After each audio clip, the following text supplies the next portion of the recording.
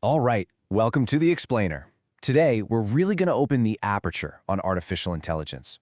What we're going to do is use the source material to trace this whole conversation from that one really personal question, what about my job, all the way to the biggest question of all, what about our future?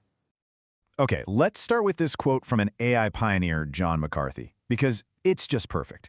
It basically says that AI is this constantly moving target. I mean, think about it. What felt like science fiction yesterday is just your GPS or your search engine today. And you know, that kind of normalization, that getting used to it, might be exactly why we're missing the bigger picture here. Because let's be honest, whenever the topic of AI comes up, the conversation almost always, without fail, starts in one place. It all boils down to that one single, really personal question. Is a machine going to take my job? You know, this fear of being replaced, it runs deep. It's totally understandable. But what the sources are telling us is that maybe, just maybe, it's a massive distraction from a much more fundamental shift that's already happening to the very nature of work itself. So you see, the real choice here isn't as simple as keep your job or lose your job. It's about how we decide to use this technology. We're at a fork in the road.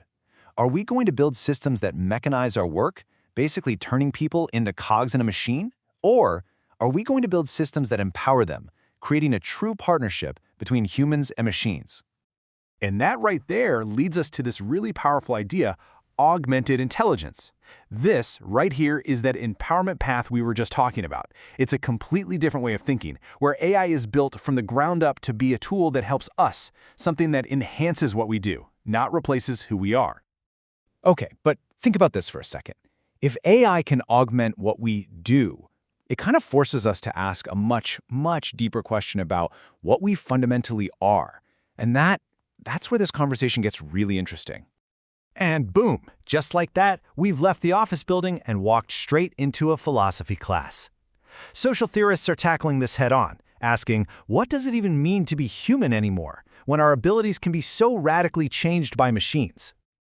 Yeah, and this slide really breaks down that challenge for us. Advanced AI is blurring the lines, right? It's forcing us to actually define and defend what philosophers call human essentialism, this core idea that there's something special, something unique and valuable about being human that's the very foundation for our dignity and our rights. So you see how the goalposts have shifted? The debate's not about protecting our jobs anymore. It's about defending the whole concept of humanity itself and the basic rights that should come with it, no matter what a machine can or can't do.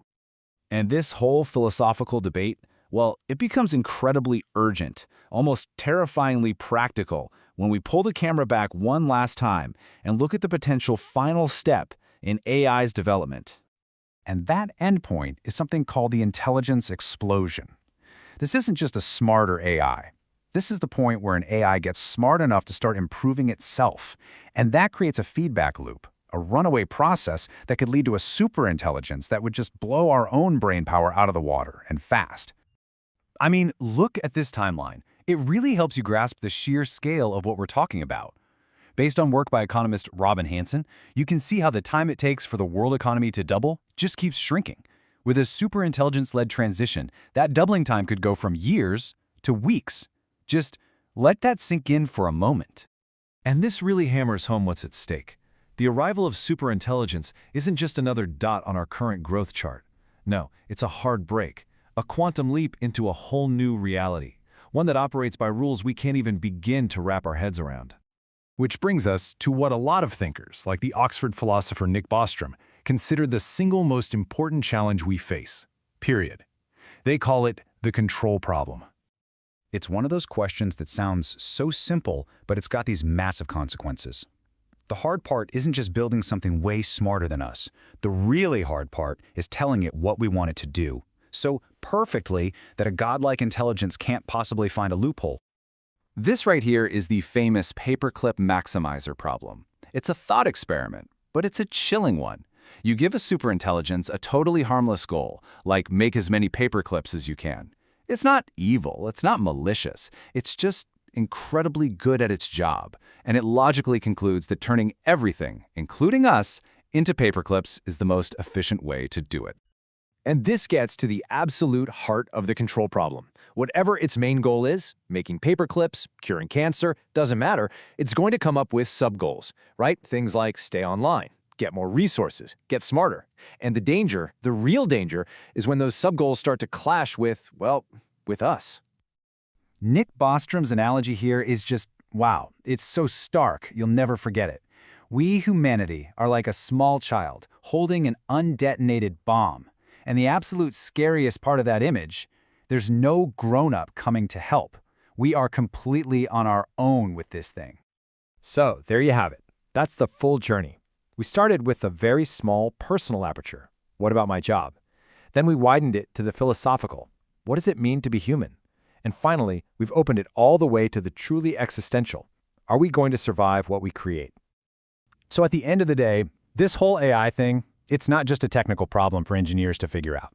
It is a profound moral and philosophical question for all of us. It's a question that forces every single one of us to look in the mirror and decide what we as a species actually value and what kind of legacy we want to pass on to whatever comes next.